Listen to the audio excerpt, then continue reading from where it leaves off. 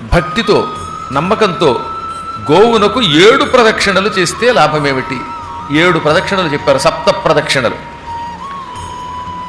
7 ప్రదక్షిణలు గోవునకు భక్తి శ్రద్ధలతో చేసిన వాడు దేవతలకి నాయకుడు అవుతాడండోయ్.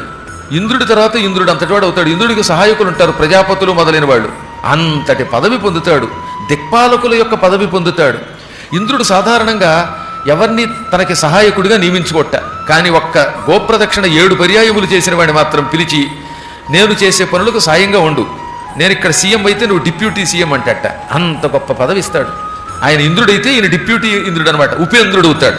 అంత గౌరవం ఇంద్రుడు గోవునకు 7 ప్రదక్షిణలు చేసిన వాడికి ఇస్తాడు.